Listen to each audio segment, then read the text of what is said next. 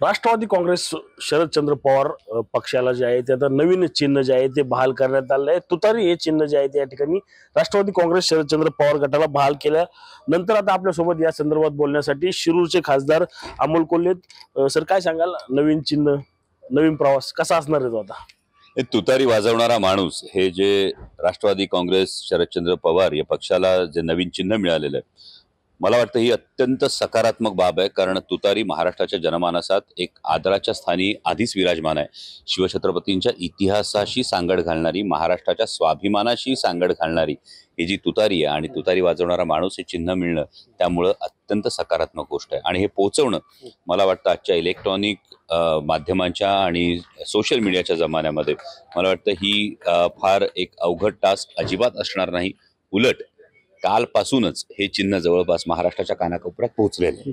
नक्की हे चिन्ह जरी पोहोचलं असेल तर आता आगामी काळात थोडेच दिवस जे आहेत आता लोकसभा निवडणुकीला कशा प्रकारे व्यूहरचना कशी केली जाणार की हे पक्ष मनामनात किंवा घराघरात पोहोचला असेल?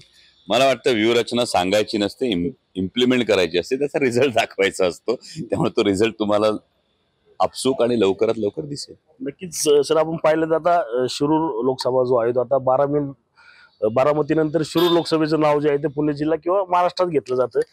त्यामध्ये आता विरोधक विलास लांडे असतील किंवा आढळराव पाटील असतात, तर ते तुम्हाला तर विरोधक असणारच आहेत। कसं पाहता त्या निवडणुकी संदर्भात कशा प्रकारे टॅकल करणार या दोन्ही विरोधकांना? हे महत्वाचं म्हणजे समोर कोणी ना कोणी असणार ही वस्तुस्थिती आहे, परंतु अजूनही महायुतीमध्ये नेमक्या कोणत्या पक्षाकडे ही जागा जाणार आणि नेमका कोण उमेदवार असणार हे अजून चित्र काही स्पष्ट झालेलं नाहीये। आणि दुसरीकडे महत्वाची बाब अशी आहे की आदरणीय शरदचंद्रजी पवार साहेबांच्या मार्गदर्शनाखाली काम करत असताना शिरूर लोकसभा मतदारसंघात झालेली जी कामं आहेत, म्हणजे आज तब्बल 19,500 कोटी रुपयांचे नॅशनल हायवेचे प्रोजेक्ट्स हे मंजूर झाले, त्याची निविदा प्रक्रिया सुरू आहे। त्यानंतर बैलगाडा शर्यत ही सुरू झालेली आहे। इंद्रायणी मेडिसिटी सारखा प्रकल्प असेल, कोविडच्या काळामध्ये 5 लाख नागरिकांचं लसीकरण करणारा शिरूर लोकसभा मतदारसंघ हा पहिला मतदारसंघ आहे। शिरूर लोकसभा मतदारसंघाचाच खासदार आहे ज्याने फॅबिफ्लू या गोळीची किंमत देश पातळीवर, म्हणजे केवळ मतदारसंघापुरती नाही तर संपूर्ण देश पातळीवर तब्बल 40 रुपयांनी कोरोनाच्या काळामध्ये कमी केली होती। इतकंच नाही तर पुणे नाशिक सेमी हायस्पीड रेल्वेचा प्रोजेक्ट हा जवळपास अंतिम टप्प्यामध्ये।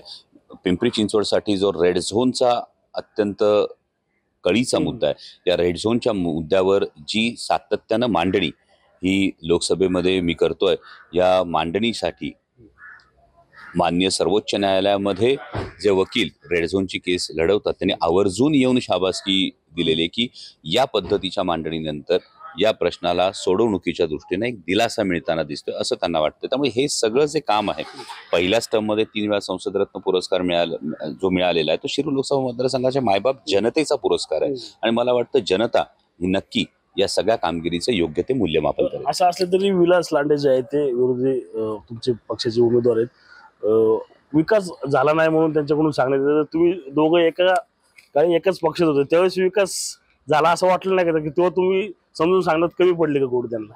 मला असं वाटतं की माझी त्यांची गाठभेट झालेली नाही। आणि जेव्हा समोरचा उमेदवार जाहीर होईल आणि त्या उमेदवाराचं जर असा काही आक्षेप असेल तर त्या उमेदवाराबरोबर समोरासमोर माध्यमांच्या कॅमेरा समोर चर्चा करायला कधीही तयार आहे, पण आधी उमेदवार जाहीर होऊ द्या। रणजित जाधव, TV9 मराठी, पिंपरी चिंचवड।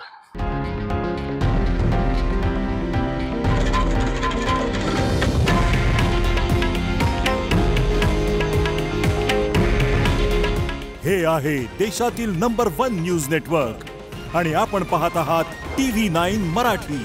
काळजी तुमची, हित महाराष्ट्राचं।